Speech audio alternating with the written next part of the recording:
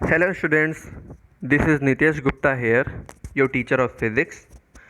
As you all are aware that the world is currently passing through a severe pandemic that is COVID-19.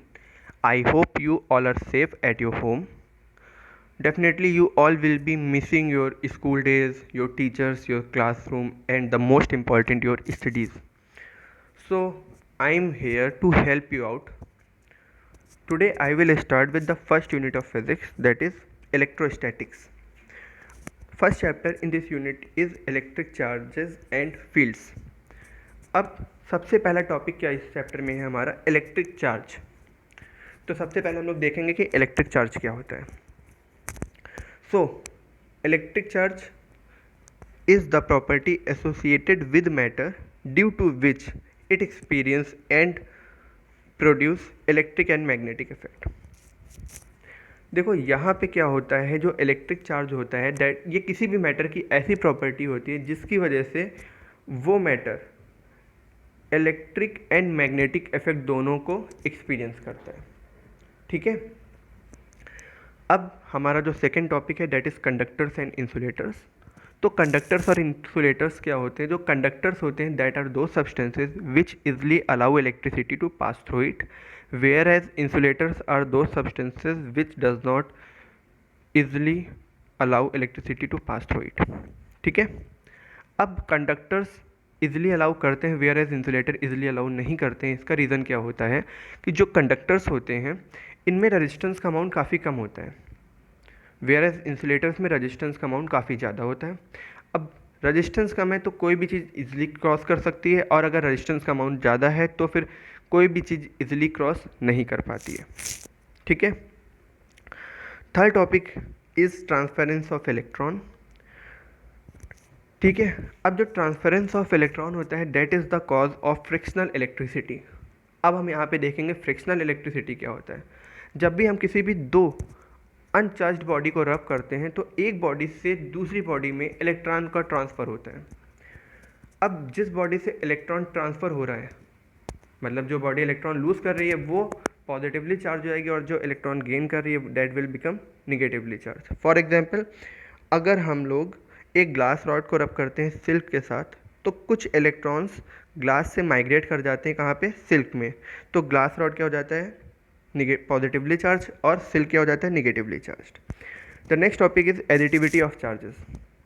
Additivity of charges में क्या है, सबसे पहले याद रखना जो चार्जेस होते हैं दैट आर स्केलर क्वांटिटीज़, तो उनका सिंपल हम लोग सम करते हैं. किसी सिस्टम में n पार्टिकल्स हैं, सब पे चार्ज कितना है, Q1 Q2 Q3 and Qn. सो यहाँ पे जो टोटल सम आ जाएगा that will equals to Q1 plus Q2 plus Q3 plus Q4 and so on up to Qn. The next topic is conservation of charge. किसी भी isolated system में जो charge होते हैं दैट रिमेन्स सेम. ऊपर अभी हमने एग्जांपल डिस्कस किया था ग्लास रॉड और सिल्क का. तो वहाँ पे क्या हुआ था, जितने भी इलेक्ट्रॉन्स एक बॉडी से ट्रांसफ़र हुए थे उतने ही इलेक्ट्रॉन दूसरी बॉडी गेन कर रही थी, मतलब जो टोटल सम है that will remains same. The next topic here is quantization of charge. अब क्वांटाइजेशन ऑफ चार्ज का मतलब क्या होता है, जो भी चार्जेस होते हैं that exist in discrete amount rather than continuous value and hence quantized. अब यहाँ पे डिस्क्रीट का क्या मतलब है, जो भी चार्जेस होते हैं that are in integer numbers that is 1 2 3 4 and so on. ठीक है. The charge can not be 1.1 1.2 1.3 and so on. ठीक है. तो जो भी इंटीजर के फॉर्म में होंगे उनको हम लोग बोलते हैं कि क्वांटाइज्ड फॉर्म में. अच्छा, एक चीज़ और याद रखना, चार्ज की जो एसआई यूनिट होती है दैट वो क्या होती है, कोलम. सो अब हमारा जो नेक्स्ट टॉपिक है वो क्या होगा, charging by conduction and charging by induction. Charging by conduction तो सबने पढ़ा हुआ, तो सबसे पहले हम लोग चार्जिंग बाय कंडक्शन को एक शॉर्ट में देखते हैं. हेयर एक एबोनाइट रॉड है और एक मेटल स्फीयर है जो कि क्या है, अनचार्ज्ड है. जैसे हमने इनको टच कराया तो क्या हुआ, मेटल से या एबोनाइट रॉड से कुछ इलेक्ट्रॉन ट्रांसफ़र हो गए मेटल सरफेस पे. जब हमने एबोनाइट रॉड को हटाया तो क्या होंगे, जो भी इलेक्ट्रॉन ट्रांसफ़र हुए होंगे वो थ्रू आउट द सरफेस क्या हो जाएंगे, इक्वली डिस्ट्रीब्यूट हो जाएंगे. Okay class. अब नेक्स्ट टॉपिक हमारा क्या है यहाँ पे, चार्जिंग बाय इंडक्शन. अब चार्जिंग बाई कंडक्शन और चार्जिंग बाई इंडक्शन में डिफरेंस क्या होता है? चार्जिंग बाई कंडक्शन में एक्चुअल कांटेक्ट हो रहा था, बट अगर हम यहाँ पे देखें चार्जिंग बाई इंडक्शन में, तो यहाँ पे एक्चुअल कांटेक्ट नहीं हो रहा था। तो यहाँ पे क्या हुआ है, जब भी हम लोग एबोनाइट रॉड को किसी भी मेटल स्फीयर के पास लाएंगे, तो एबोनाइट रॉड के ऊपर यहाँ पे अगर निगेटिव चार्ज है, तो मेटल स्फीयर जो भी एबोनाइट रॉड के पास होगी, that will becomes positively charge and equal amount of negative charge will be develop on the other side. हमने यहाँ पे क्या किया, निगेटिव चार्जेस के अर्थिंग करा दी है, तो मेटल सरफेस पे क्या बचा? Positive charge. और जैसे ही हम लोग एबोनाइट रॉड को दूर ले गए, through out the metal surface positive charge क्या हो जाएगा? इक्वली डिस्ट्रीब्यूट हो जाएगा।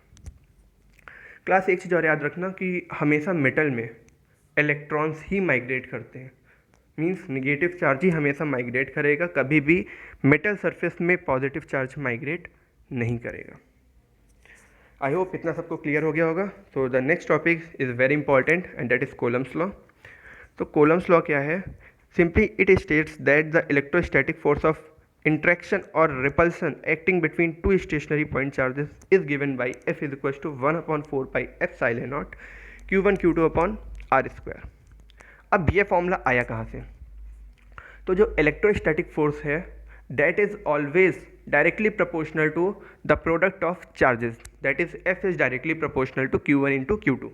आप लोग इसको अगर मार्क करना चाहे तो इक्वेशन 1 मार्क कर सकते हैं। जो चार्जेस हैं, जितनी ज़्यादा डिस्टेंस होगी उतना कम इलेक्ट्रोस्टैटिक फोर्स एक्सपीरियंस होगा। तो यहाँ पे क्या होगा? F is inversely proportional to r square. इसको हम लोग इक्वेशन 2 अगर मार्क करना चाहे तो कर सकते हैं। तो इन दोनों इक्वेशन को अगर हम लोग ध्यान से नोट करें तो फिर क्या आ जाएगा? F is directly proportional to 1/4 pi epsilon naught q1 q2 upon r square. ठीक है।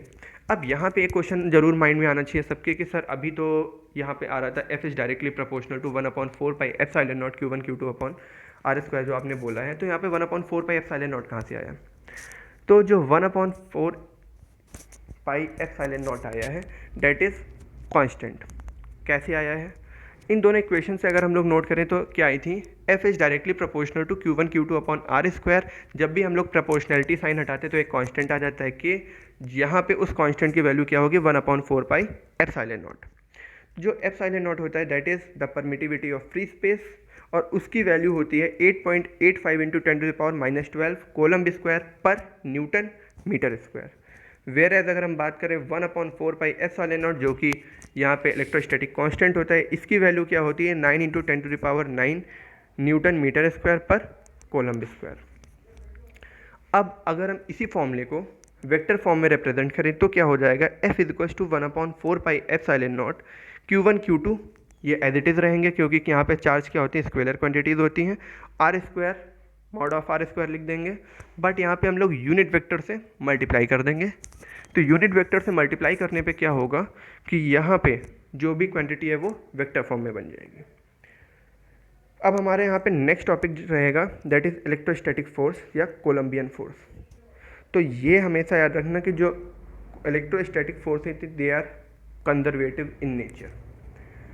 अब आज के लिए आपका होमवर्क ये रहेगा कि कंजर्वेटिव फोर्सेस क्या होती हैं। ये सब आप लोगों को पता है कि कंजर्वेटिव फोर्सेस क्या होती हैं, क्या प्रॉपर्टीज़ होती हैं, ये आपका होमवर्क है। इसके अलावा जब भी इलेक्ट्रोस्टैटिक चार्ज होते हैं ये अट्रैक्ट कब करेंगे, रेपेल कब करेंगे, ये सारा करके आपको आज शाम तक ग्रुप में फिर से सेंड करना है। तो आज के लिए इतना रखते हैं क्लास। Thank you.